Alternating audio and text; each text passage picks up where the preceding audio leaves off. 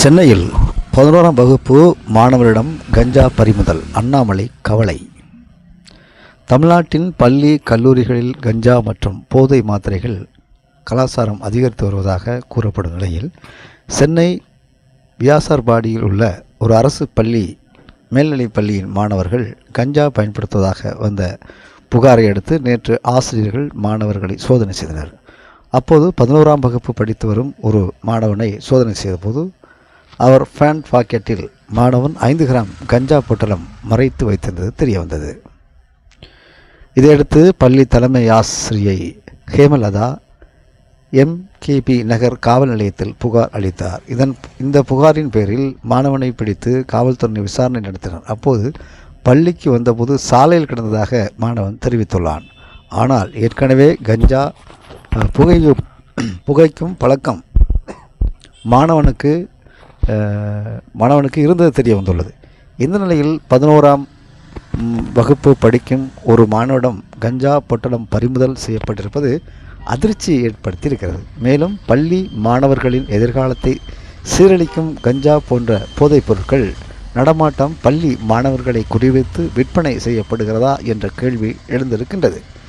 இந்த நிலையில் திமுக ஆட்சியில் கல்வி நிலையங்கள் கூட போதை நிலையங்களாக அல்லது போதைகளின் புகலிடமாக மாறியிருப்பது தமிழகத்துக்கே தலைக்குனிவு. பதக்கம் வைத்திருக்க வேண்டிய கைகளில் கஞ்சா பொட்டலம் என்பது வருங்கால சந்ததியின் எதிர்காலம் குறித்து அச்சத்தையும் கவலையும் ஏற்படுத்துகின்றன என தமிழக பாஜக முன்னாள் தலைவர் அண்ணாமலை தெரிவித்துள்ளார். இது குறித்து அவர் வெளியிட்டிருக்கும் அறிக்கையில், கஞ்சா போதைகள் நடைபெறும் குற்றங்கள் கடந்த 4 ஆண்டுகளில் மிக மிக அதிகரித்துள்ளன. சமீபத்தில் திருத்தணியில் ரயில் நிலையத்தில் கஞ்சா போதையில் ஒரு வடநாட்டு இளைஞரை இளம் சிறுவர்கள் அறிவாளால் வெட்டி காணொலியை பார்த்தோம். அதன் பிறகாவது இந்த சொர்ணையற்ற திமுக அரசு கஞ்சா வியாபாரிகள் மீது நடவடிக்கை எடுத்திருக்க வேண்டுமா, இல்லையா?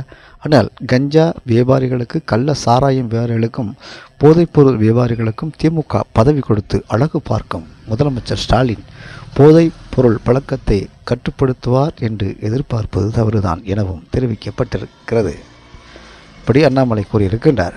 11ஆம் வகுப்பு படிக்கும் மாணவனிடத்தில் கஞ்சா இருக்கிறது என்றால் மிகப்பெரிய ஒரு அச்சுறுத்தல் என்றும் அண்ணாமலை தெரிவித்திருக்கின்றார்.